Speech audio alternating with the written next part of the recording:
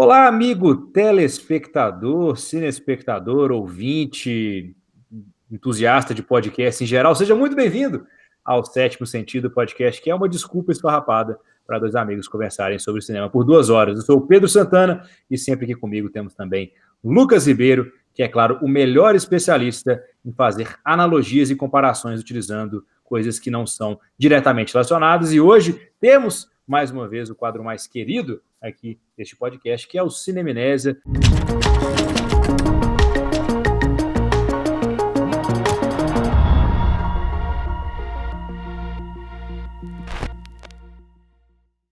Não sei se é o mais querido por vocês, mas é o que eu mais gosto, e isso, no final das contas, é o que importa. Então, o que temos hoje aí para o pessoal, Lucas?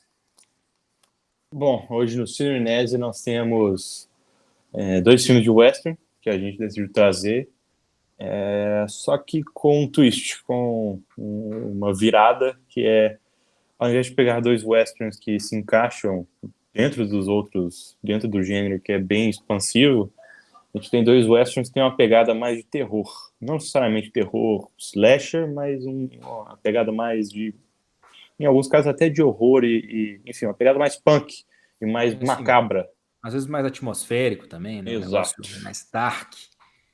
Muito bom, muito bom. Lucas, então antes de entrar nessa enseada, nessa vereda, não lembro algum desses termos que eu aprendi no curso de Direito e não uso mais, eu queria entrar num assunto que eu acho interessante, porque o western, ele é um gênero que traça diversos paralelos a outro gênero que a gente vê aí em voga, digamos, nos dias de hoje, que é o de filmes de super-heróis. Então, o western ele começa ali como um gênero, um staple do cinema americano, tendo uma fórmula própria, e na medida que ele vai se desenvolvendo nas décadas, ele vai tomando várias formas diferentes. Então, tem westerns de comédia, westerns de terror, e eu enxergo um paralelo forte entre esse movimento, né, que chega agora até o neo-western, sei lá o quê, com os filmes de super-herói, né? Você tem filmes de super-heróis desde que são sérios, como o Dark Knight, até Deadpool, até filmes completamente galhofa, como o Quarteto Fantástico. Você enxerga esse paralelo também ou eu tô muito louco da cabeça? Não só eu enxergo esse paralelo, como o nosso querido Evan, esqueci o sobrenome dele, Nerd Writer, enxerga esse paralelo. Mas não me lembro disso. Olha só. Inclusive, eu achei que você estava citando ele diretamente aqui agora. Não, dessa vez não. Dessa vez. Mas a gente vai ter que pagar direito autoral daqui a pouco, de tanto que a gente fala desses canais. Mas... Ou talvez eles tenham que pagar publicidade pra gente, fica aí a dúvida do telespectador. Enfim, vocês têm que escutar pra gente ter poder de barganha suficiente. Mas sim, eu concordo plenamente. Acho que, enfim, já mencionei o vídeo dele. Para quem não sabe, é um vídeo que chama Logan, quando filmes de super-heróis se envelhecem, né? Que é basicamente ele dissertando sobre... Agora eu tô lembrando desse vídeo que você falou. Deu a memória do Vietnã, um flashback. Assim. Ativou a sinapse aí. Foi. Mas é basicamente ele explicando como que, né, ele dissertando como que o western era um gênero usual, né, americano, e como que à medida do tempo ele foi envelhecendo e vieram neo-westerns do tipo Imperdoáveis, que subverteram ou mesmo tentaram refletir sobre alguns clichês e tropes mesmo do gênero western. Eu acho que os filmes de super-heróis estão basicamente indo nessa direção, não do jeito que o Steven Spielberg fala, mas porque o Steven Spielberg também traça um paralelo parecido. Ele fala que, se não estou enganado, então vou fazer o quote certinho aqui não, para ninguém me crucificar depois falando que eu falei errado, mas ele falou basicamente que os filmes de super-heróis iam ir na mesma direção do western, iam morrer por causa de assim, uma saturação mesmo no mercado desses filmes e uma saturação do público de verem esses filmes. Eu nunca entendi esse tipo de referência que fala que os filmes de super-heróis iam morrer como os westerns, porque tem westerns da década de 40 até hoje. Então, pois como assim os westerns vão morrer? O que você está querendo dizer, Steven Spielberg? Não sei. Quando você fala os westerns morreram. Não sei, enfim, se eu pudesse ter uma conversa com o Steven Spielberg, ia ser ótimo. É a mesma coisa você falar que o rock morreu. Não, porra. Tudo bem que hoje o rock não é pop, hoje o rock não é quem comanda aí os charts de músicas, etc e tal, mas o rock existe ainda. Tem lá o Greta Van Fleet, os moleques de... Fleet é ótimo, né? Greta Van Fleet, os moleques de 20 e poucos anos, fazendo basicamente um cover do Led Zeppelin. Uhum. Então, beleza, os westerns podem ter não saído aí, digamos, do mainstream, saído aí dos aí, anais da história como grandes propagadores da bilheteria, do cinema, etc e tal, mas eles estão vivos, tá lá. Filme no Oscar, A Qualquer Custo, Hell High Water, 2 anos atrás. Sim, e que é basicamente um neo-western, né? Mas ele... Taylor Sheridan tá aí, Sicário. Pois é, mas tem gente, acho que é importante a gente trazer isso, que fala que o Rock morreu, porque o Rock por mais que ainda tenha alguns, assim, o Greta Van Fleet é bem recente, né, mas tem alguns dinossauros do Rock vivos ainda, ele não é um gênero que tem uma vida útil para algumas pessoas, né, eu tô tentando racionalizar... Faz o advogado diabo aí, né? Tentando racionalizar o que as pessoas querem dizer, porque eu, obviamente, não sou a melhor pessoa para falar que o Rock morreu. Mas eu acho que é isso que as pessoas querem dizer, que, tipo assim, o Rock hoje em dia não é... O melhor argumento, na verdade, eu acho que encapsula isso, é o argumento de que não tem bandas tão novas assim hoje em dia, tirando a exceção nesse caso, confirmaria a regra, né?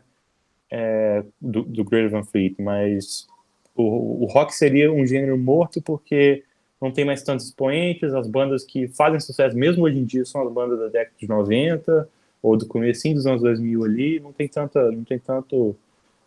vai ter uma galera, tenho certeza que vai ter uma galera que é cinéfilo de música, não sei qual que é o termo certo, fala assim, eu conheci 15 bandas de rock que lançaram ano passado, o Greta Van Fleet é muito mainstream, tá, mas a gente não conhece, desculpa. Esse é o queridíssimo hipster aparecendo aí nos comentários. Então, um grande abraço para você que é hipster, para você que tem sonho de andar lá em Silver Lake, em Los Angeles, apesar que agora está, além de em quarentena, pegando fogo. Mas você que é hipster, não seja hipster, cara. Você pode gostar das coisas e compartilhar com as pessoas, afinal, qual é a graça de você gostar de algo sozinho, né? Então é legal conversar sobre, participar dos diálogos, etc. Então você que é o hipster aí do rock, é o cinéfilo da música, não sei como também faço a menor ideia do termo, mas deixe aqui nos comentários as bandas de rock que você mais curtiu recentemente. Deixe comentário daquela banda que mistura jazz com algum outro movimento musical e você por acaso com gosta. Com brega funk.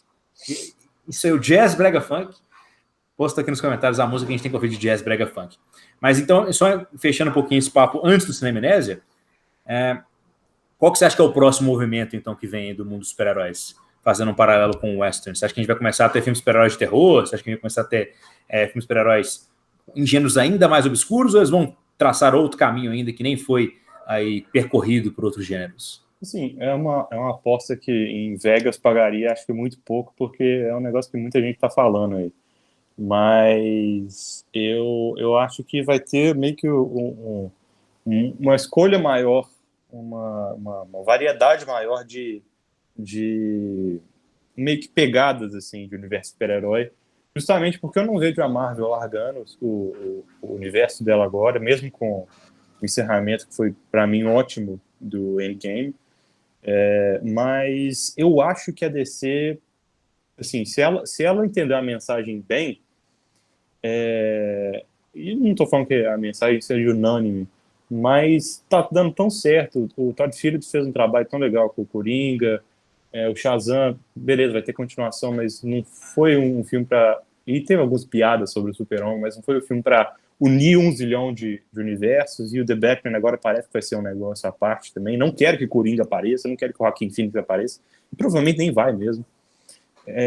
Mas eu acho que a gente vai ter um lado do mercado, né, os dois expoentes, DC e Marvel. Eu acho que a Disney vai continuar nesse universo dela até, sei lá, vir como a Crise das Infinitas Terras da Marvel, e começar a ter filmes um pouco mais isolados. Mas eu acho que a DC, eu não consigo ver ela no futuro próximo, assim, investindo tanto em filmes, né, de um DCU de fato, porque eu acho que está dando muito certo e eu acho bem interessante ter esse outro lado do mercado que dá filmes mais isolados, que por consequência tem mais liberdade criativa para grandes, né, diretores e produtores e escritores como Matt Reeves, ou pessoas muito talentosas como a Patty Jenkins, mas eu acho que eu vejo esses dois lados trilhando aqui para frente mais ou menos esses caminhos, E ficaria feliz com isso, né? Acho, porque cada universo, acho que nos ofertaria uma coisa diferente, né? Seria interessante isso.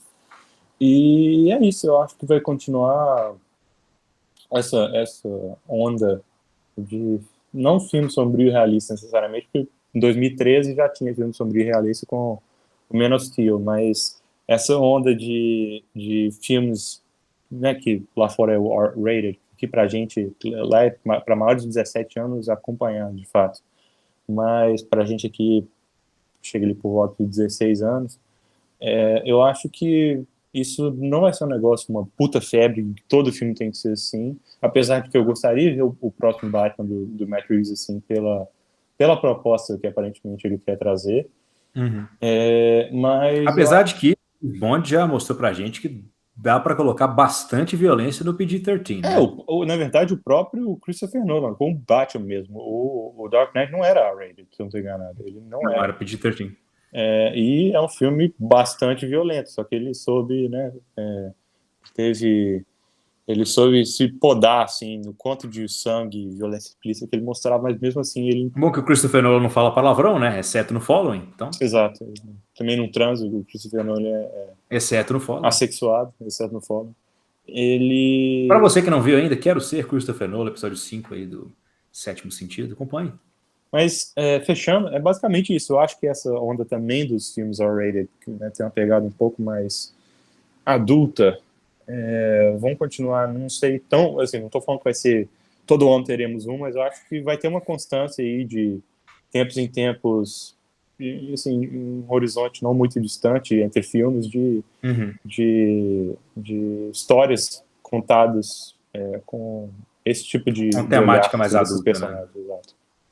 Em geral, o que me irrita no momento são esses filmes de super-heróis genéricos, né? Eu acho que Marvel e DC estão um pouquinho à frente da curva e acaba que eles ditam o ritmo, né? Então, muito estúdio agora fazendo o que a Marvel e a DC fizeram 4, 5 anos atrás, né? Por conta do delay entre a gravação de um projeto e a execução. Então, da mesma forma que a gente teve uma pá de filmes genéricos de ação depois de Duro de Matar, tentando ser um Duro de Matar B, a gente tem visto vários filmes de super-heróis entrando aí por esse caminho. Você vê Power, vários outros casos lá no Netflix, Freaks, vários filmes genéricos de vários países diferentes, né?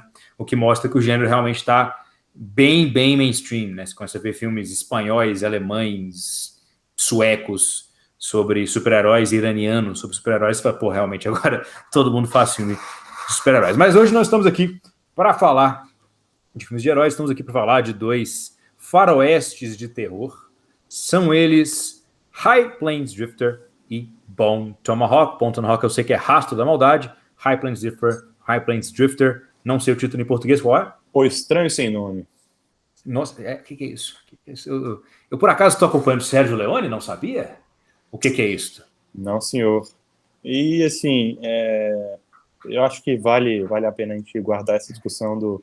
Na minha opinião, eu pensando sobre o filme ontem, depois de ter visto, eu acho que foi uma excelente ideia ter mudado esse nome. Eu vou entrar mais a fundo depois, porque High Plains Drifter, se a gente, né, fizer essa tradução literal para o português, ficaria algo como, tipo assim, o homem errante das altas planícies, e não é um título muito agradável em português, porque não fala mais ou menos nada. É até impactante em inglês, assim, eu entendo, mas em português ficaria meio estranho. Drifter, não tem uma tradução boa para Drifter, né?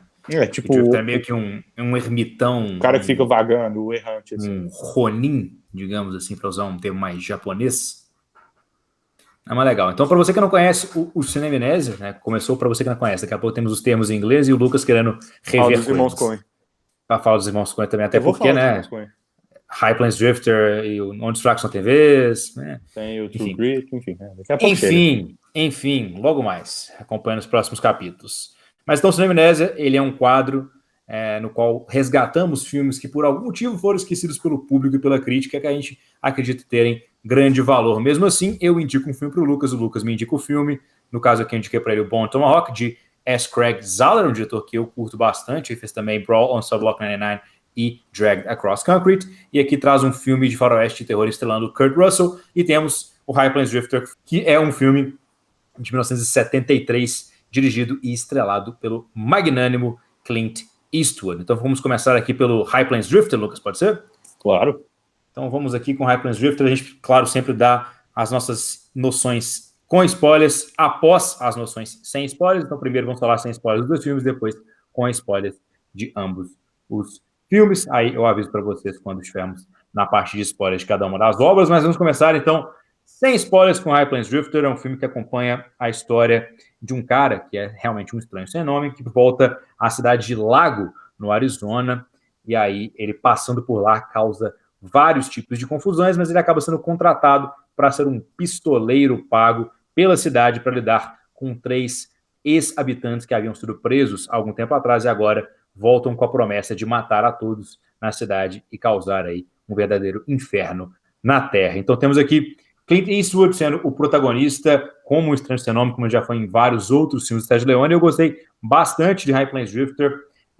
Achei que um filme bem interessante essa execução. Ele requer um pouco mais de suspensão de descrença do que eu esperava, mas eu acho que a atmosfera do filme é muito legal. Então, a primeira coisa que me chocou do filme é que ele pega algumas páginas ali da novela vague, do neorrealismo italiano, a gente dá aquela chocada básica no início, mostrando questões que não são nem moralmente ambíguas, mas sim moralmente reprováveis, aqui no caso desse filme, sim, que é o protagonista sendo um estuprandinho, como diria o meu queridíssimo Cado Guerra, meu sócio. Sim, o Clint Eastwood, dos primeiros 15 minutos de filme, mata 3 pessoas, estupra uma quarta, e você fala tipo assim, eita porra! Então, ele assume já um papel de quase antagonista dentro do filme, e isso é desenvolvido ao longo da história de uma forma bastante interessante, de forma que a gente nem tem necessariamente um anti-herói, mas sim um personagem principal que ocupa um espaço incômodo da narrativa de ser o propulsor da história, mas que não é necessariamente um protagonista e também não é em contraste ao antagonista. Então, ele faz um papel de questionar a moralidade, que a gente vê sendo trabalhado na novela vaga, a gente vê trabalhado muito também isso nos filmes noir, e eu pessoalmente gostei muito dessa questão moralmente ambígua aí do filme, essa questão que te deixa em uma situação um pouco desconfortável, mas que no final das contas te faz acompanhar aquela história como um espectador neutro, né? Você está meio que acompanhando ali a materialização de uma coisa que parece ser ali uma força da natureza, digamos assim. Então, é muito mais a história trazendo o povo de Lago como sendo aí o protagonista e o Clint Eastwood sendo um terceiro elemento narrativo que faz a história ir à frente do que qualquer outra coisa. Eu achei que o filme executou essa proposta muito bem, né? A atmosfera é muito pesada, não é necessariamente um negócio de terror, tradicionalmente terror, Exorcista, Sexta-feira 13, mas é um terror na medida que você espera que todo filme de western seja um terror, né? Sim. É uma pessoa solitária, lá vagando por uma cidade e a qualquer momento ele pode matar alguém, a qualquer momento ele pode causar o mal, e o personagem do Clint Eastwood é perfeito para isso. Ele é meio que uma encarnação de várias forças negativas ao mesmo tempo, que talvez a gente entre um pouco mais especificamente na parte com spoilers, mas em geral eu gostei muito. A única coisa que eu não gostei do filme, geralmente, realmente, foi essa questão de que eu achei que ele me pediu demais para ter uma suspensão de descrença, além do que eu acho que o filme tinha conquistado, mas nada muito gravoso também. Acho que a cinematografia, a atmosfera em geral, elas entram por esse caminho, talvez não fundo o suficiente, de forma rápida o suficiente para que eu comprasse essa história, porque ele começa de uma maneira um pouco mais grounded, para nós não ter inglês babaca, um pouco mais próximo da realidade, e aos poucos o filme vai se perdendo ali num negócio um pouquinho, não é se perdendo, vai se soltando, talvez seja o termo mais apropriado, dentro de uma história um pouquinho mais surrealista, um pouquinho mais, digamos, fantasiosa. Então essa é a minha resenha geral aí de High Plains Drifter. Eu acho uma excelente resenha, acho que praticamente a pegada do filme é essa. A questão da suspensão de descrença, que assim, não entrando em spoilers agora, o filme te pede, durante a história como um todo, não me afetou tanto, apesar de que eu tenho, de novo, na parte dos spoilers eu vou entrar mais fundo nisso, mas eu tenho algumas sugestões para como eu acho que isso poderia ter sido feito ainda melhor, porque eu acho que essa é uma história que assim, não foge, não é uma completa subversão do western, mas uma das coisas que eu acho bem legal é que ela pega o western num escopo muito, muito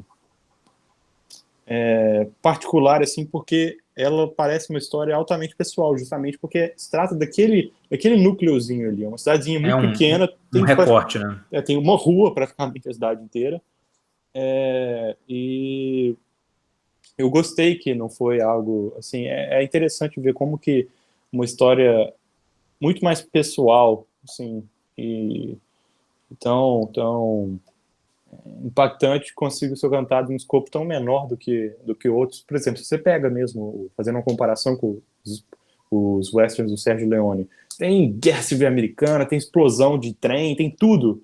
E, assim, isso é literalmente um filme em que meia dúzia de gente mata meia dúzia de gente. Me lembrou muito um western recente chamado The Salvation, com o Mads Mikkelsen. Não sei se você já viu esse filme, Não, mas me não. lembrou muito. A diferença é que o The Salvation ele usa aquele mecanismo mais clichê da história de vingança Sim. como seu mecanismo. E tem a Eva Green também, o vilão é o... Como é que chama o Negan do Walking Dead? O... Meu Deus. Tem Javier Bardem na cabeça, mas ele só Não, parece não, Javier não, não. Bardem.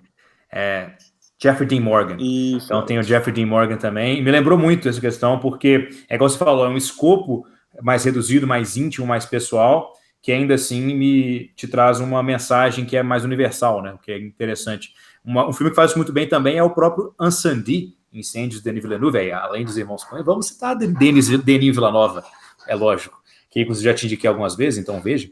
Não irei só ver. você, público, mas você, Lucas. Mas, em geral, o que você teria para mudar assim no High Plains Drifter sem spoilers? Ou teria que entrar nos spoilers já? Não, eu acho que eu consigo falar por alto, assim, mais ou menos, depois entrar mais a fundo. Eu acho que o que eu gostaria de mudar não é necessariamente tanto a ambiguidade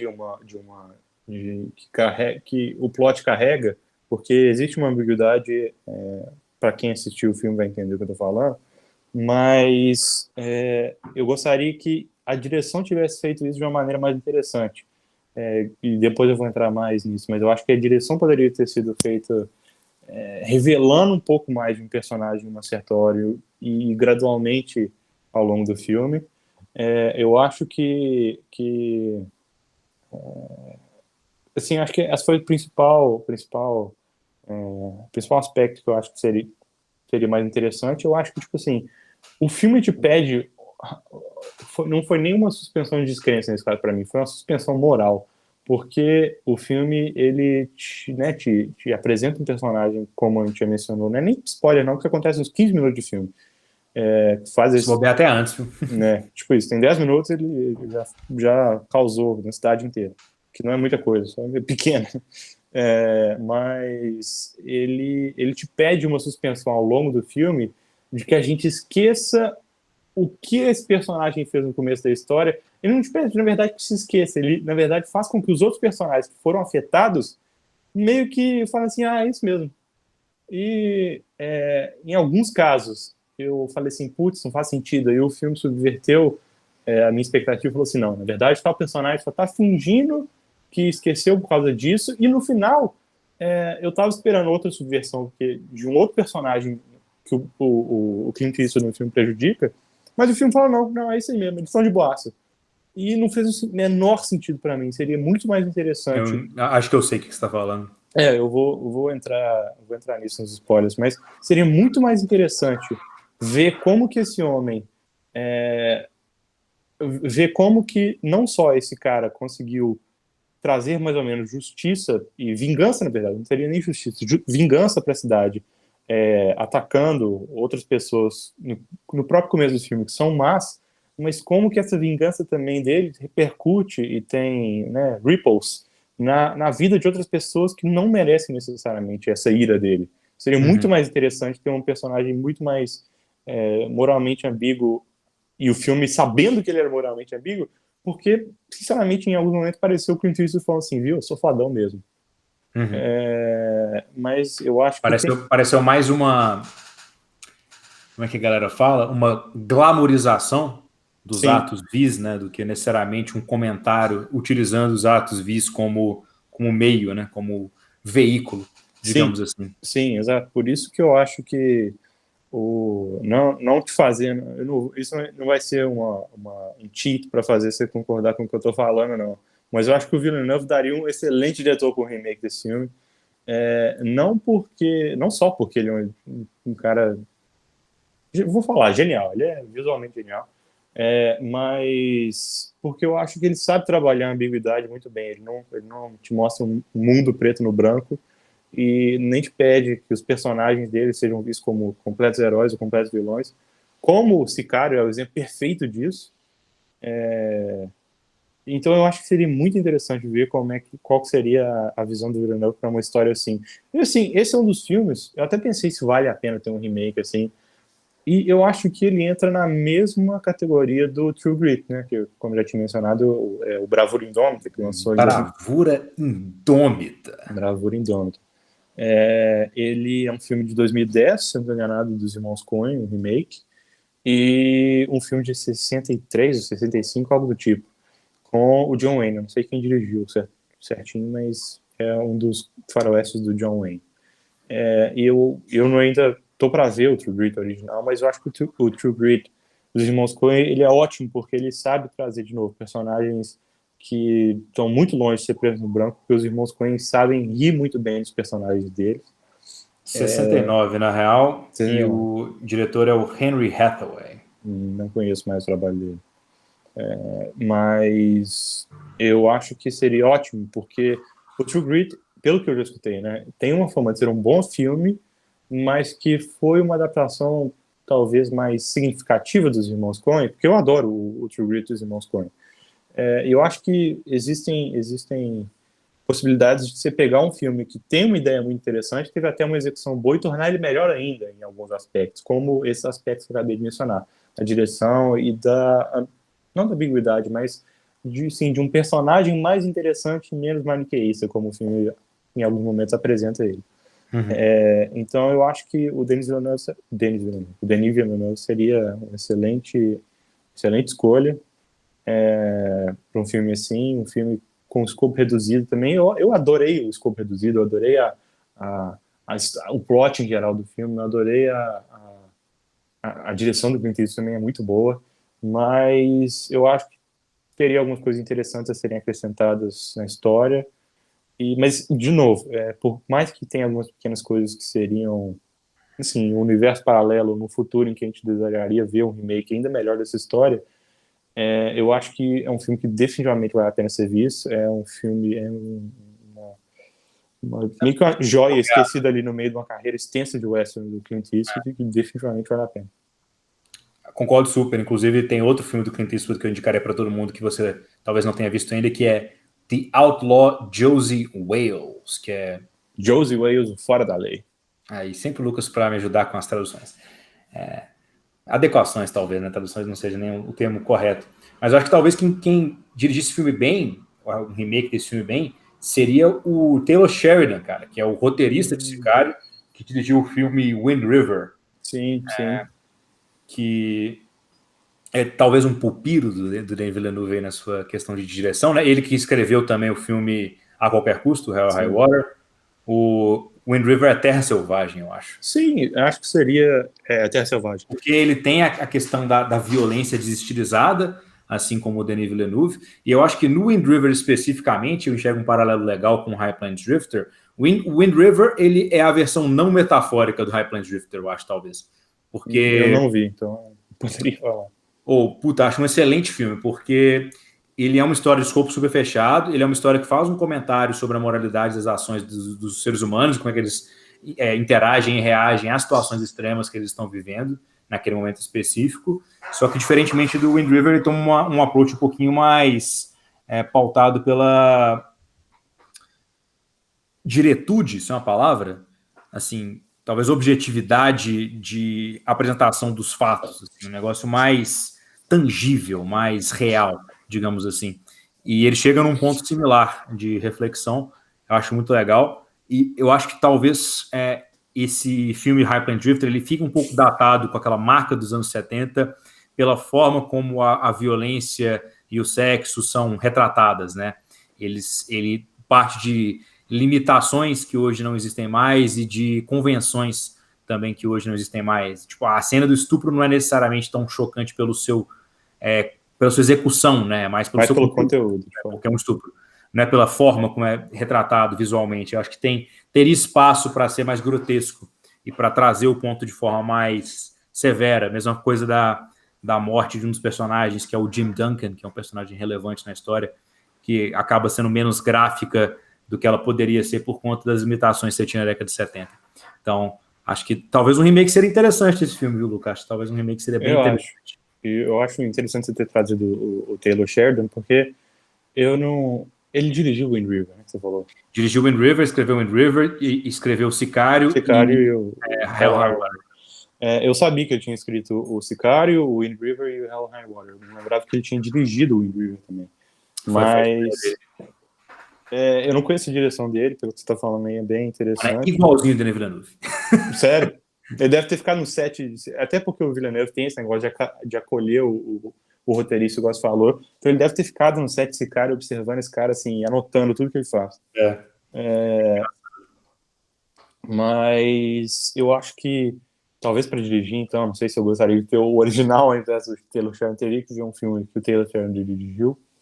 Mas eu acho que ia ser muito interessante. Gostaria de ver uma história fiel, mais ou menos, ao plot, que é um plot muito bom, eu acho. Mas, um pouco mais fiel, pelo menos, né? Mas eu acho que Taylor Sheridan ia ser bem legal para escrever um remake também, porque uma coisa que me passou foi justamente a ambiguidade moral dos personagens que tem no Hell or High Water. Uhum. Eu acho que não é uma história tão crua, necessariamente, em relação a fazer justiça com as próprias mãos, assim, mas o Hell or High Water faz justamente os personagens questionarem as atitudes dele, e o personagem do Clint Eastwood no remake talvez seria meio que uma amálgama do personagem do Chris Pine e do... O xerife do filme, para mim, é a cara do Jeff Bridges. Jeff Bridges, Imagina o Jeff Bridges fazendo aquele xerife, eu super imagino. Pior que dá pra ver mesmo. Mas eu acho que é engraçado que talvez o personagem do Clint Eastwood no remake seria meio que uma amálgama do personagem do Chris Pine e do Ben Foster. Do Ben Foster, porque o Chris Pine justamente tem esse freio, né, de fazer as coisas de cabeça mais fria, mais planejada, e o Ben Foster é mais porra louca mesmo, e quer agir a qualquer custo, como o título mesmo diz. Olha só se ele não achou a integração do título com a história. Eu colocaria, inclusive, o Hugh Jackman para ser o personagem do Clint Eastwood. Porque é igual. Se você pegar o Clint Eastwood na década de 70, quer dizer, o Hugh Jackman agora com o Clint Eastwood na década de 70, é parecido demais, ridículo. Eu colocaria o Hugh Jackman, Hugh Aikman, como dizer numa piadinha infame do... Acho que era Uma Noite no Museu, algum deles. E aí o Jeff Bridges como xerife. E eu acho que como um dos antagonistas, o Stacy, eu colocaria o Ben Foster. Poderia ser. Ele foi o antagonista no 310 to Yuma, né? Você me pediu ajuda e você ficou apertado. Os Indomáveis, né? Que é em português. Que é um filme bem interessante também, bem legal do... Olha só, mas eu achei que o western estava morto, Lucas. Você está falando de um western do meio da década de 2010? O que é isso? No meio da década de 2010. 2007, não? Então, no meio da década de 2000. E a gente falou de outros westerns aí do meio da década de 2010, do final da década de 2010. Que coisa, mas eu achei que o western estava morto, curioso. Pois é. 2007, mais uma vez, também se provando um dos melhores um dos melhores anos da história do cinema. A gente vai ter que fazer algum quadro, alguma... Quero ser 2007. Recapitulando todos os filmes que foram lançados em 2007. Porque realmente, porra, cada vez que a gente volta nesse tema, a gente vê que foi um ano de qualidade realmente incrível, né? Você podia fazer defendendo 2007, fazendo defendendo 2019, talvez seria interessante. A gente acha uma pessoa para defender 99, outra para defender 94, faz um episódio de 5 horas. Aí, muito bom. Aí a gente acha tipo um cara obscuro, fala assim, não, na verdade foi 63. O cara bate, tipo assim, dá aquela caralhada de filme clássico, assim, caralho, realmente. Mas enfim. Então, falando de filmes de meados da década de 2010, que tem a temática do faroeste, eu acredito que Bom Tomahawk, Rasta da Maldade, seja 2015 ou por aí.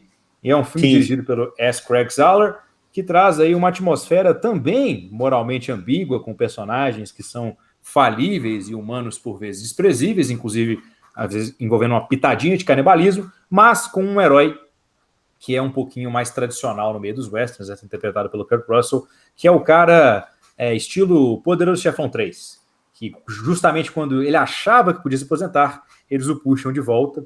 Então, o Kurt Russell interpreta aí um xerife que está atendendo ao chamado da justiça, aí basicamente numa história que o roteiro poderia ser resumido em pessoas que chegam lá numa cidade, aí depois elas são raptadas e o Kurt Russell vai atrás. Você descreve, faz a sinopse de uma forma um pouquinho mais eloquente, por favor, Lucas. Bom, é basicamente a história de um homem estranho que aparece na cidade depois de testemunhar algo horrível. Ele é levado à prisão por causa de uma confusão que ele tem com o xerife da cidade, que é o Kurt Russell. E na manhã seguinte ele desaparece, junto com a mulher de um dos habitantes da cidade, que era a médica que estava cuidando dele na noite anterior. E o Kurt Russell, junto com alguns outros membros, né, da cidade, ele parte em uma jornada para recuperar a mulher do habitante da cidade e, enfim, né, achar o que aconteceu com eles, se eles não estão vivos, se eles não estão bem, e trazê-los de volta em segurança, se tudo der certo. Legal, legal. Inclusive, essa sinopse me lembra um pouco a minissérie que eu gosto bastante da Netflix, que também é um faroeste, chamado Godless. Não vi, quero ver. Gosto bastante. E outra série de faroeste que eu gostaria de indicar para todos vocês é Hell on Wheels. Hell on Wheels é legal, apesar de ter sido cancelada prematuramente. Mas, enfim, o Rastro da Maldade, ele é um filme curioso e peculiar, porque o estilo de direção do S. Craig Zahler é bastante marcante, né? Ele é um diretor que usa a violência de forma, digamos, generosa, talvez seja a palavra.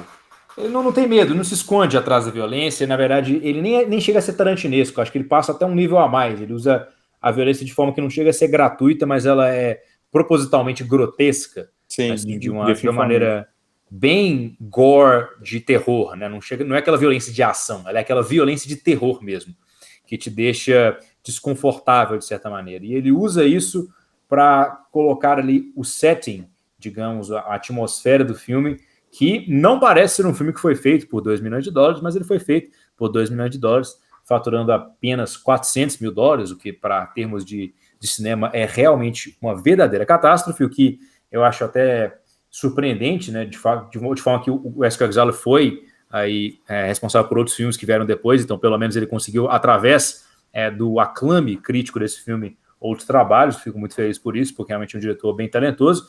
E o S. Craig Zahler, ele gosta de fazer uma coisa que eu particularmente gosto muito, que ele usa o poder dos cortes na sua edição. Então, ele é um cara que corta para cenas chocantes quando é necessário, mas os cortes por si só na edição dele se tornam chocantes, por conta do ritmo que o filme dele toma, e acho que isso é uma característica muito marcante em todos os filmes dele, que ele tem aquela questão das revelações abruptas, dos acontecimentos do filme dele. Você tem um filme que é uma panela de pressão que do nada explora. Então, você tem um filme que vai crescendo em tensão, ele vai de forma cada vez mais acelerada, né? Começa num ritmo mais lento, vai ficando cada vez mais ligeiro e, de repente, traz conclusões chocantes. E considerando a temática do Bone Tomahawk, inclusive é um puta título em inglês, né? Meu Deus do céu. Até em português também, não é a tradução literal, mas Rastro da Maldade, inclusive. Eu sempre confundo com A Marca da Maldade, que é o Touch of Evil, né? Isso. Em inglês. Que também é um bom filme, e tem marcas de faroeste, mas esse aí já é mais no ar mesmo.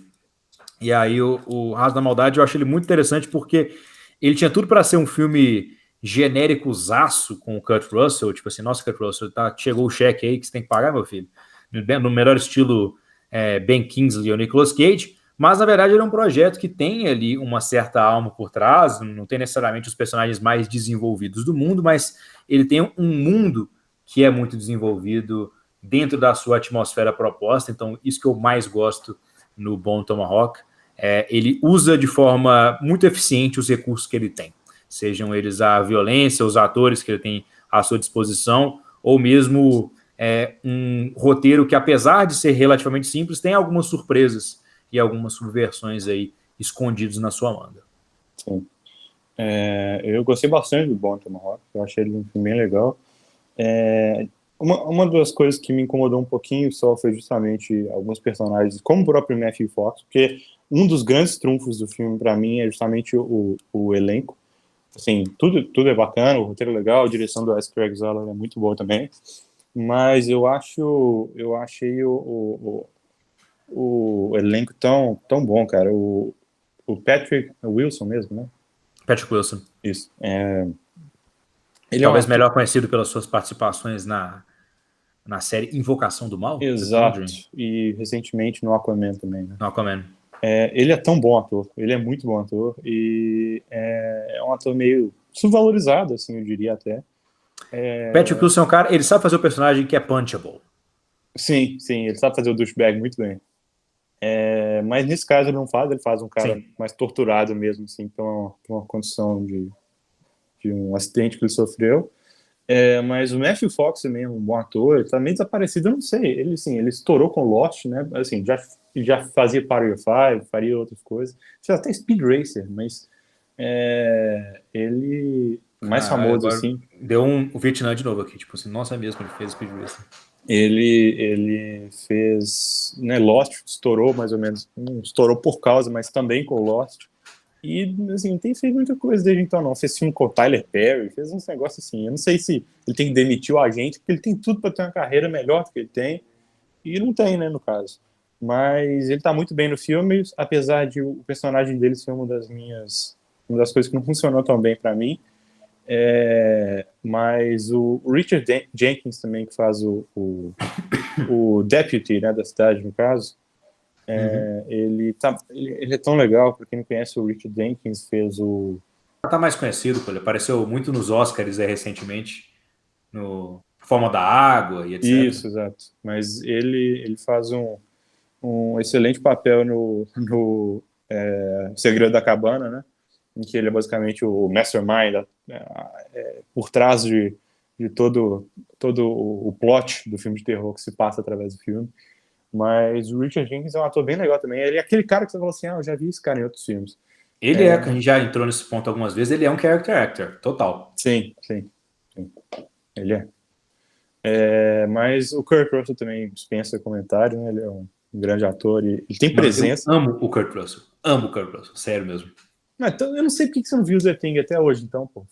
Pois é, eu acho que acho que eu tenho um bloqueio, talvez, de medo de não gostar, não é possível, né? Porque é um filme clássico aí, do John Carpenter. Mas eu gosto demais do Kurt Russell mesmo, sério mesmo. O Kurt Russell tem um puta carisma mesmo, e assim, tá muito bem no filme.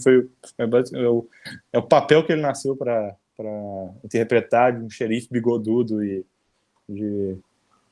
Você já viu ele fazer isso, né? Você já viu isso em Odiado, você já viu isso em Tombstone, você já viu isso em N papéis do Kurt Russell, mas agora o diretor usa isso contra você. Sim. Mas, enfim, tá todo muito bem no filme. Essa... Não é nem assim, como você mencionou, não é um filme de horror ou terror, porque ele é incrivelmente... Assim, ele tem uma estrutura de slasher propriamente dita, mas ele tem uma atmosfera muito macabra por causa dos antagonistas do filme, e por causa da falta de vergonha, assim, do S. Craig Zahler de mostrar, de fato, a violência crua do universo dele. É um filme meio grotesco, né? Sim, bastante. Uma das coisas que eu mais gostei, na verdade, eu acho que isso se encaixaria melhor nos spoilers, mas esse caráter, como é que eu poderia dizer? Não místico, mas quase que... como eu poderia dizer sobrenatural? Não sei, mas é quase como se fossem alienígenas, assim, esses são pessoas, de fato, mas esse grupo de antagonistas, que eu não quero dar muito spoiler para não falar o que acontece de fato no filme, mas são antagonistas bem interessantes, e por mais que algumas pessoas vejam como uma visão antiquada, assim como era a visão dos faroestes mais antigos, do John Ford, enfim, tiveram vários faroestes que tratavam algumas tribos assim como completos selvagens, assim, mas nesse filme funciona porque nesse caso eles têm conceitos, enfim, primitivos, e isso acaba se vindo como a força que move os personagens, no caso, nossos protagonistas, contra eles. Mas... Esse também, assim como o Clint Eastwood lá no High Plains Drift, eles são uma força da natureza, né? Exato. É justamente isso que eu estava querendo passar, que eles são uma força da natureza, de fato, e isso dá um caráter horrível, por isso a questão do horror aliado ao gore do filme. Mas vale a pena demais, é um filme bem legal, assim, de assistir. Me lembra os indígenas do Westworld um pouquinho, não sei se você chegou a ver o Westworld, mas tem uma tribo específica de indígenas que até eles chegam a entrar depois com mais detalhes nessa tribo e no funcionamento, mas eles são usados exatamente dessa maneira. Eu vi a primeira temporada de Westworld, mas não estou lembrando aqui dos indígenas. O que me lembrou agora, pensando bem, foram os indígenas de King Kong. A versão do Peter Jackson, né, de 2006. Mas é bem naquela pegada ali, só que de uma maneira muito mais, de novo, eles são muito mais forças da natureza, quase como predadores, assim, de fato. Predador do personagem, filme Predador. Mas isso aí já está entrando um pouquinho nos spoilers que quero comentar depois. Então vamos já vamos de spoilers, então. Vamos de spoilers. Fica à vontade para a gente entrar, inaugurar esse espaço maravilhoso no sétimo sentido aqui. Bom, eu acho que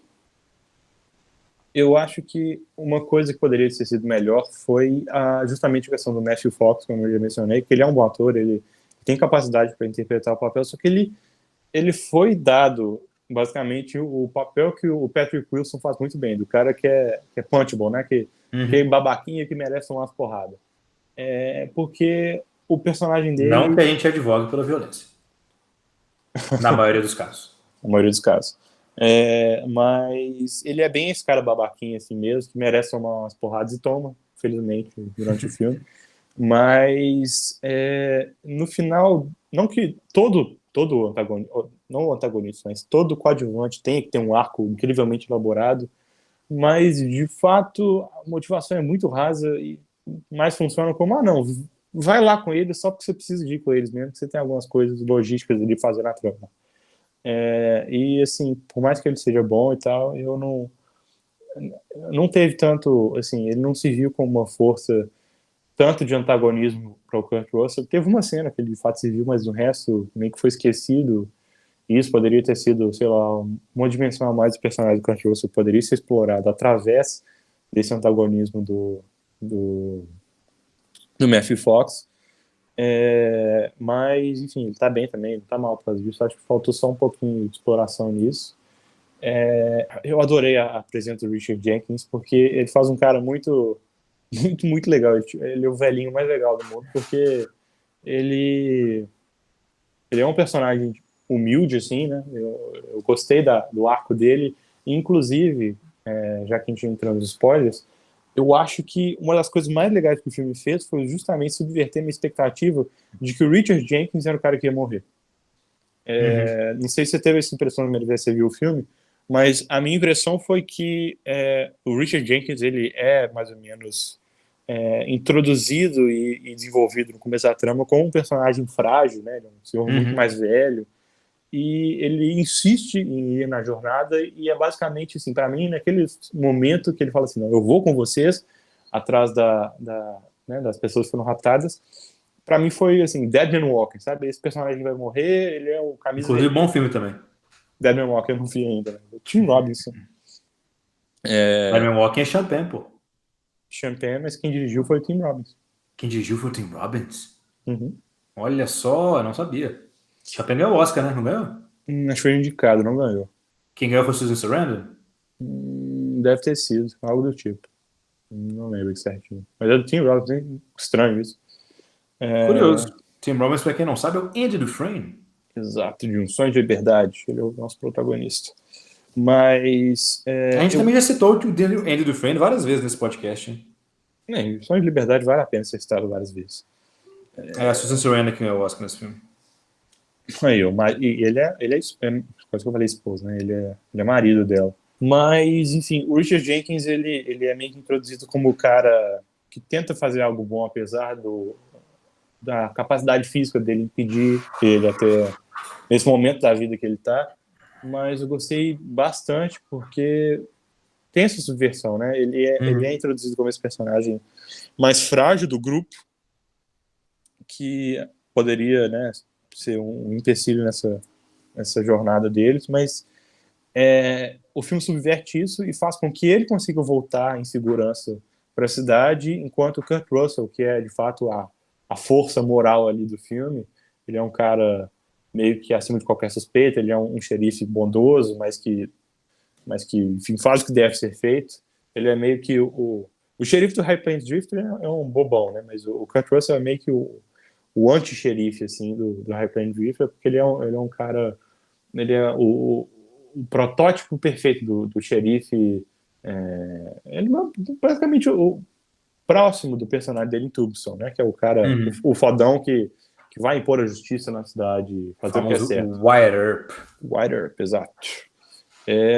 Mas eu gostei bastante disso, achei que foi bastante legal, porque isso não só subverte a expectativa do personagem do Richard Jenkins, mas também é um final trágico e impactante do personagem do Kurt Russell, como, né, um cara que tem alguém para quem voltar, mas infelizmente não vai poder voltar, mas ao mesmo tempo que é triste, ele sabia das decisões que ele tomou e fez aquilo e não se arrepende. Então é um final bacana. Não, ele aceita o destino dele de peito aberto, total. Sim. É um personagem então, umas bem legal. belas machadadas de ossos.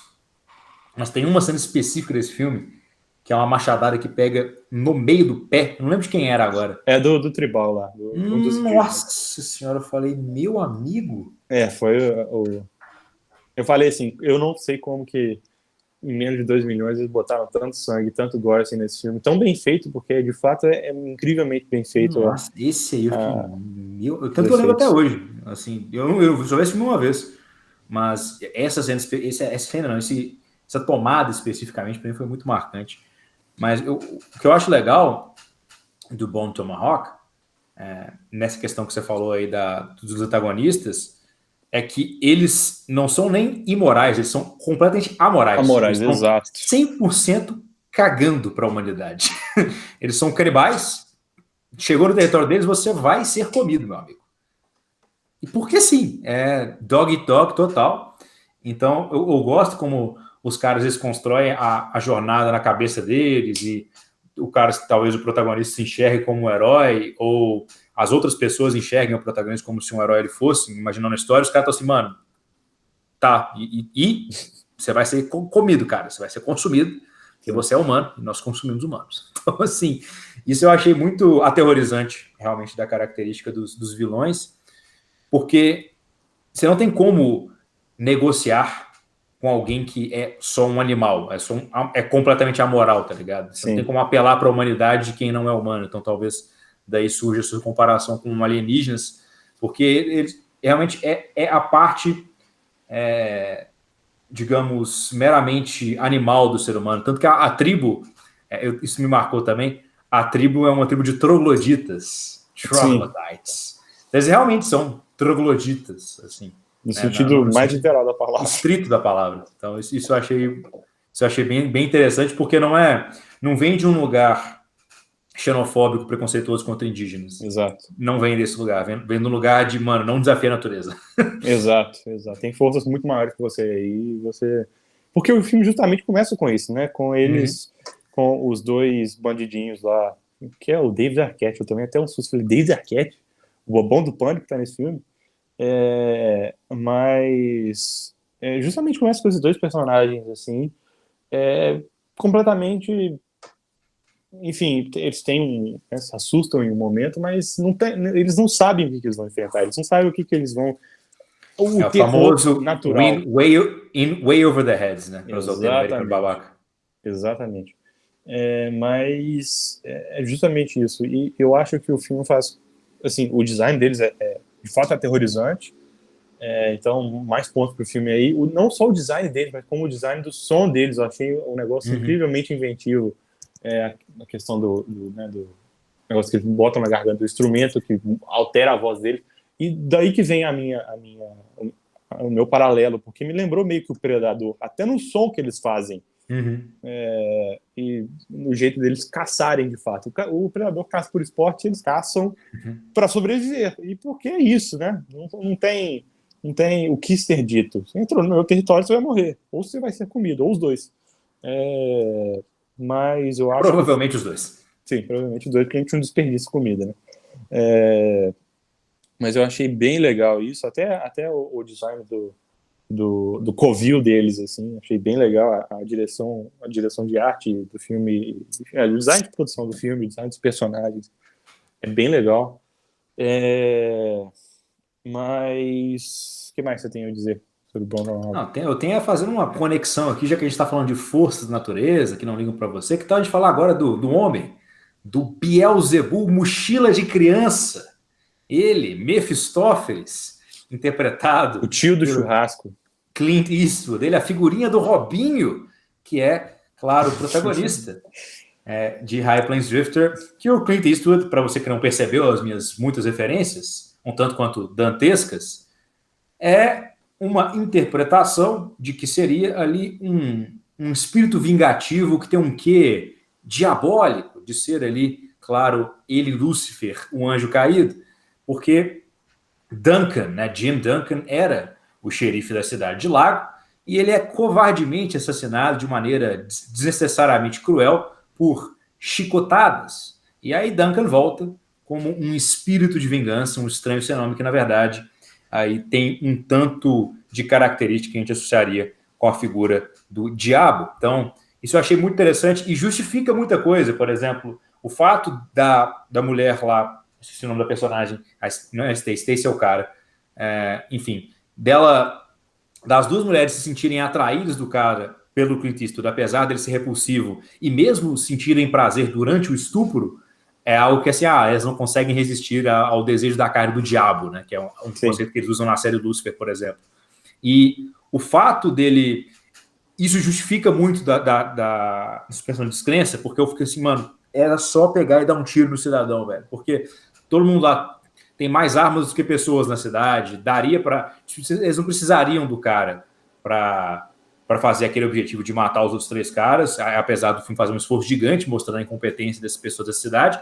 E, mais do que isso, eles mostram que as pessoas elas são verdadeiramente covardes, né? Não só de terem medo, mas elas tomam atitudes covardes, elas são ardilosamente covardes nas suas ações e elas são altamente egoístas e elas merecem ser punidas por causa disso, na maioria dos casos, né? Então, sim, acaba que é uma justiça divina no sentido Velho Testamento, para trazer aqui uma questão Irmãos Coen, que você gosta muito.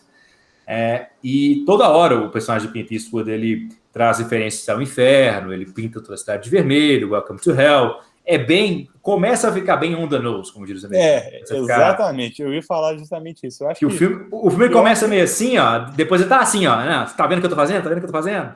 Eu ia chegar nisso, porque eu ia falar assim, na hora que ele manda pintar a cidade toda de vermelho, eu acho que ele podia ter parado aí. Na hora que eles pegam a tinta e escrevem Hell e a câmera dá um hiper mega close em Hell, assim, eu falei assim, tá, Clint Eastwood, eu já entendi. É igual o Aronofsky no Mãe, eu já entendi, cara.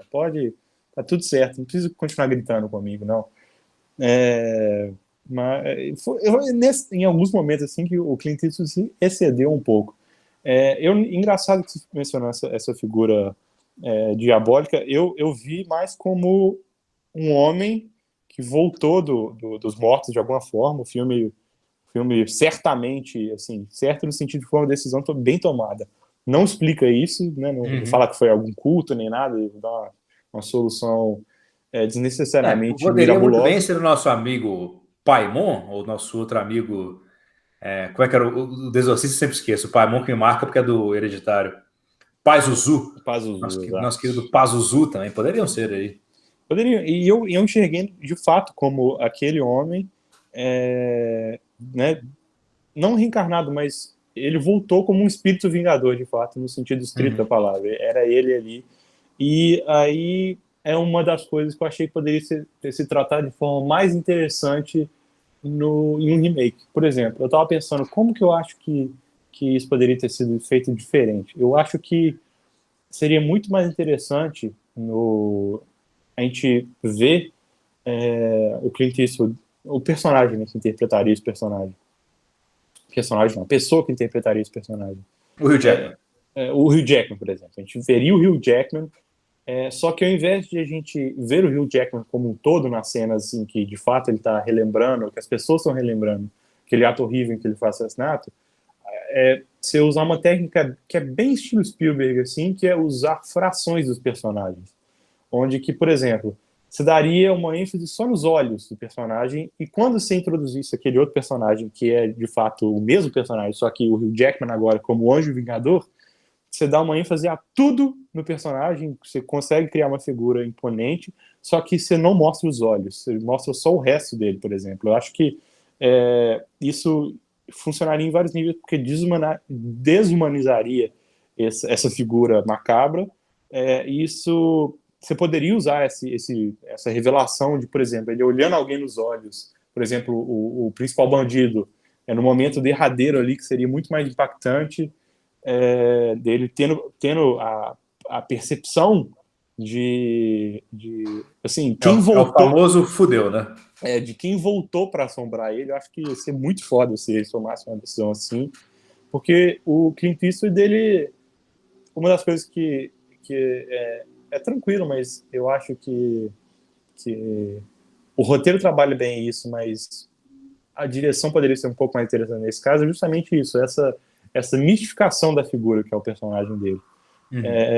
Eu acho que, de novo, pelo fato de eu não ter enxergado ele como algo, tipo assim, alguém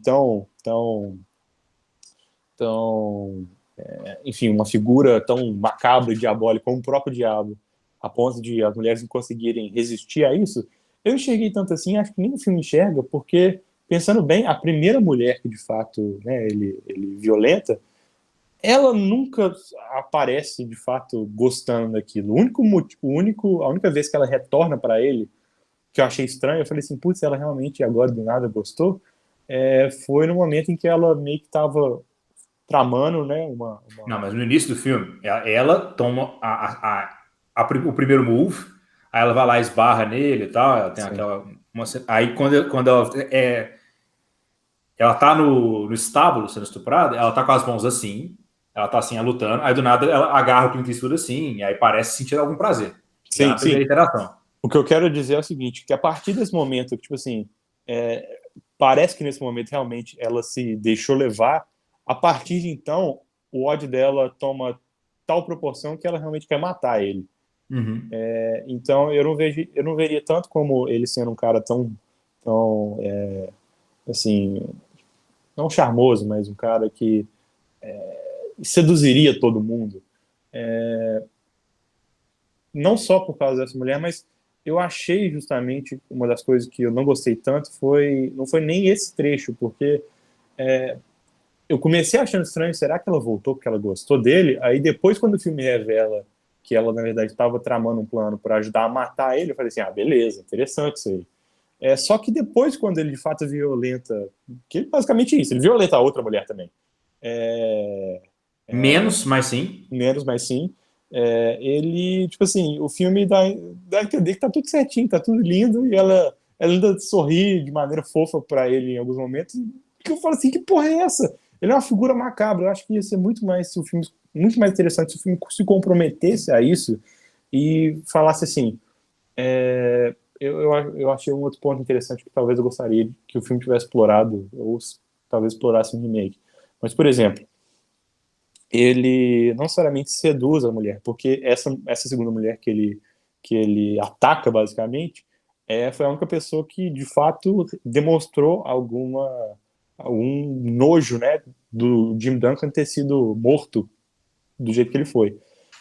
Então, eu acho que teria sido muito mais interessante, por exemplo, ele destruir a cidade completamente, como ele fez, só que isso afetar ela de alguma forma, por exemplo, agora ela não tem mais para onde ir, porque eu acho que isso contribuiria para essa ambiguidade moral do personagem. Seria um homem que, nessa força da natureza, na verdade, que voltou para a cidade para trazer vingança para ele mesmo, fazer a cidade basicamente virar de cabeça para baixo, meio como com Coringa ali, fez todo mundo um ficar contra o outro, basicamente, e na verdade todos contra ele.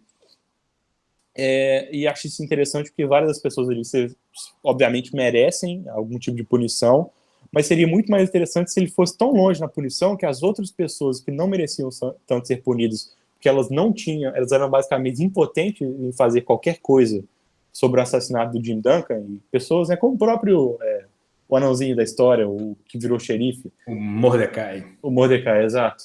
Se, assim, ele, obviamente, estava horrorizado com aquilo, o que ele poderia fazer naquela situação? Nada.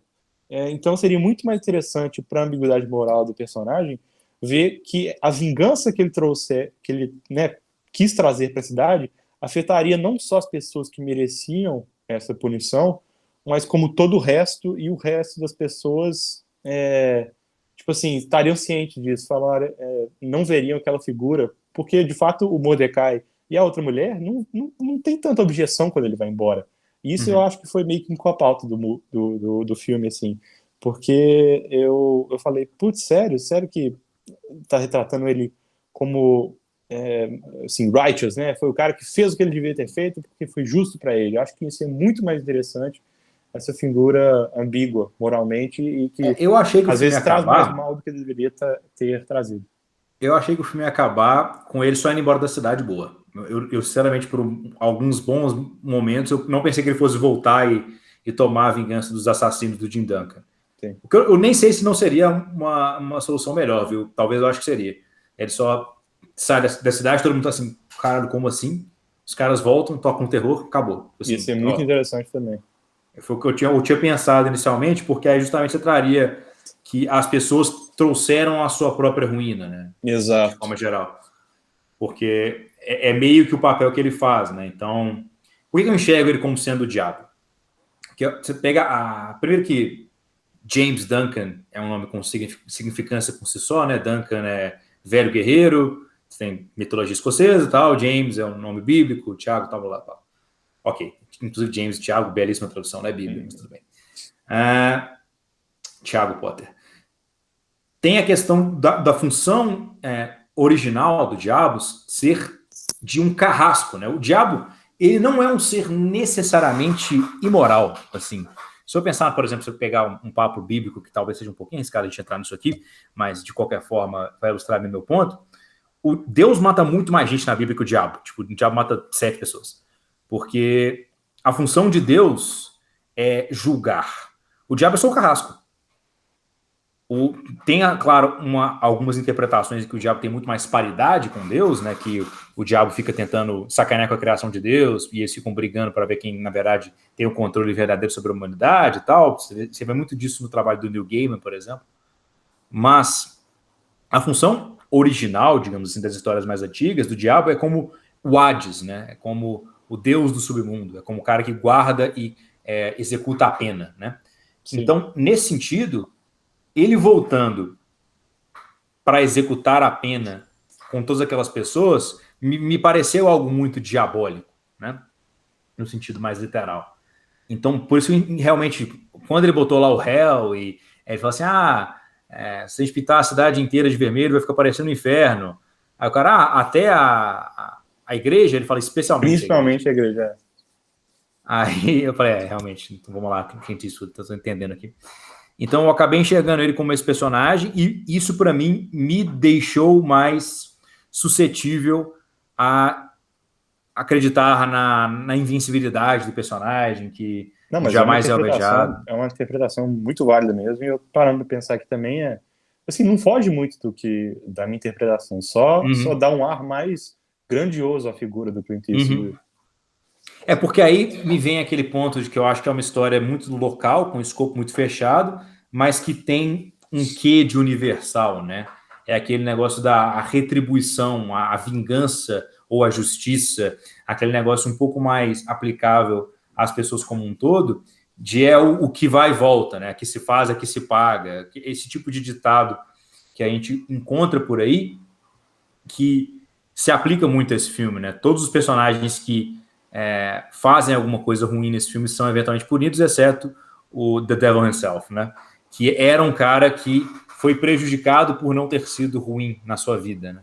Que ele foi um cara que ia denunciar que a cidade estava roubando propriedade do governo, que assim, eu não sou a melhor pessoa do mundo para concordar com esse tipo de coisa como sendo uma denúncia correta, etc e tal, mas isso that's neither here nor there, né, como diriam os americanos.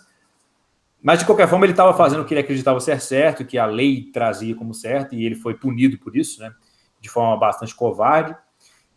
E ele volta para não só assombrar a cidade, mas como para destruir tudo, botar fogo em tudo, e ele brinca com todo mundo, né? Ele faz a galera, os mexicanos destruírem o estábulo do dono do hotel, ele dá os doces para os indígenas, e ele causa uma balbúrdia na cidade, né? Então ele não só tem a vingança, ele saboreia a vingança, um negócio prolongado, ele aproveita, usa o medo das pessoas contra elas e tal, então acaba sendo uma figura que coloca as pessoas umas contra as outras, né? Você citou a questão do Coringa, e mesmo assim ele seduz e leva algumas pessoas para o caminho dele, então acabei enxergando muito nessa figura do nosso amigo Mephistófeles, dentro do filme, e acho que foi o que me fez aceitar algumas das liberdades mais fantasiosas que o filme toma lá para o seu segundo e terceiro ato.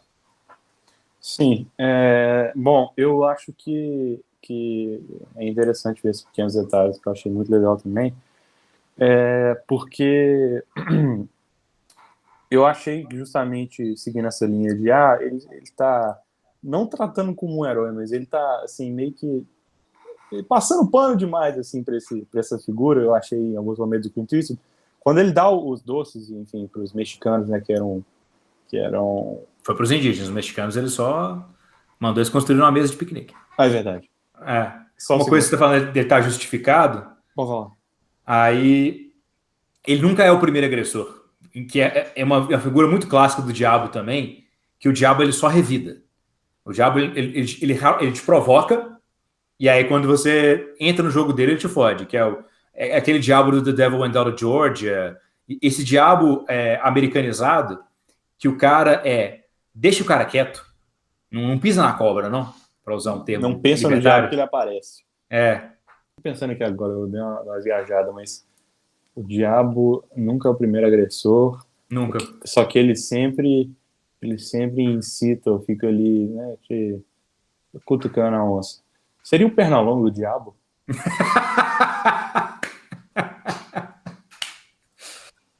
Fica aí a dúvida do leitor, né? Sempre aí. Mano, tem que pegar essas suas frases, fazer camiseta. Né? A gente tá perdendo essa oportunidade.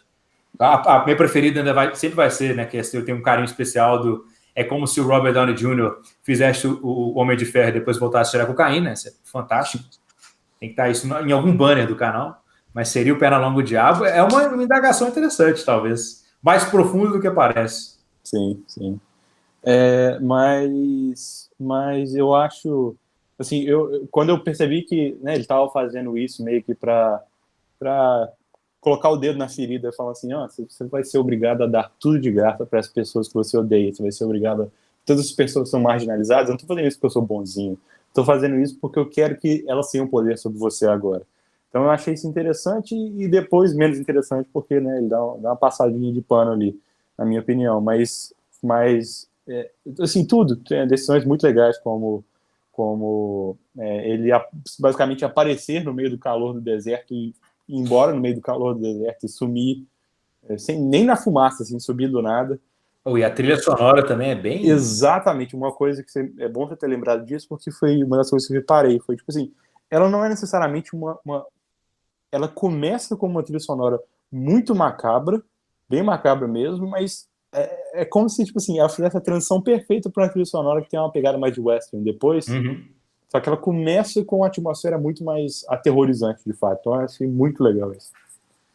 Me lembrou até a trilha clássica do Good, Bad and the Ugly, né? Que tem Sim.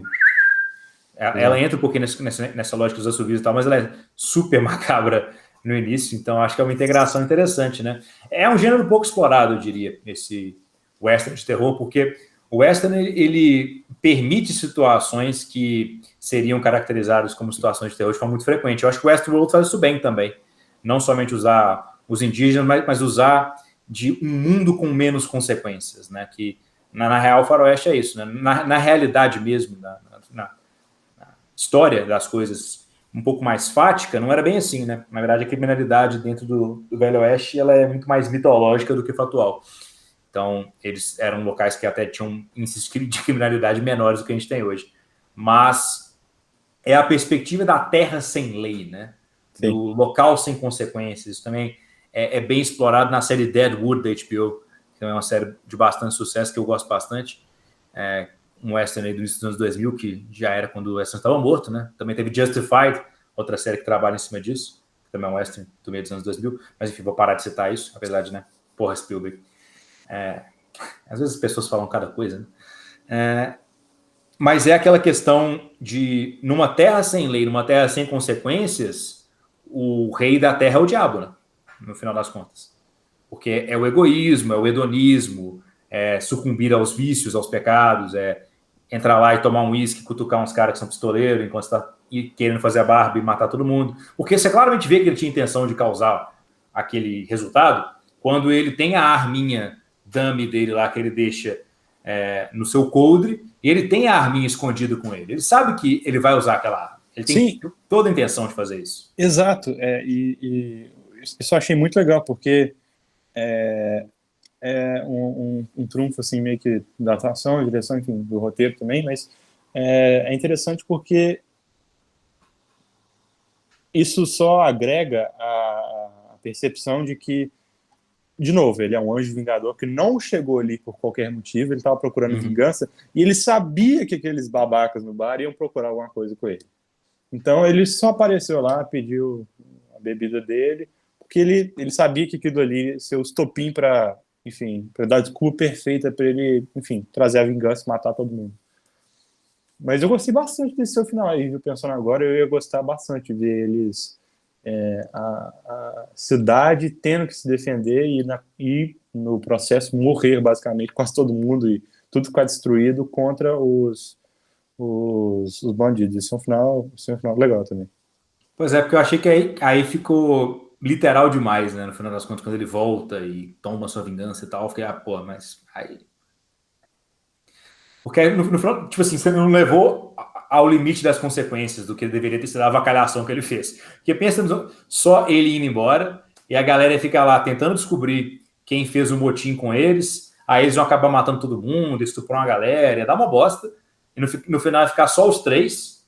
Então você pensa nele saindo, aí talvez eu pensei que se ele fosse voltar, ia ser só quando tivessem só os 3 bandidos.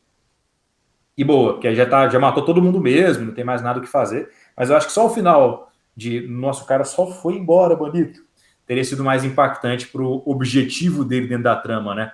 Porque seria a devolução na mesma moeda, né? Que é não fazer nada diante da ameaça dos 3 caras e sair de forma covarde. Seria exatamente a devolução da mesma moeda. Ele voltar e matar os caras não é necessariamente a mesma moeda, né? É a mesma moeda em relação aos 3 bandidos, mas não em relação à cidade. O que a cidade fez foi abandonar o xerife de forma um tanto quanto covarde. E aí o xerife abandonar a cidade de volta, né? O Marshall abandonar a cidade de volta seria um troco talvez mais apropriado aí para o crime, digamos assim. Sim. Ia ser bem interessante.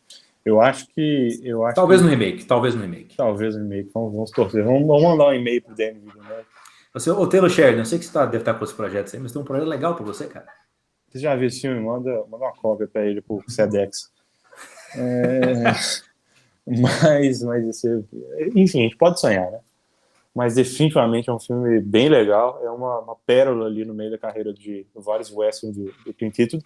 Eu não mencionei, antes que eu me esqueça, por que eu achei brilhante o título do filme ser Estranho Sem Nome.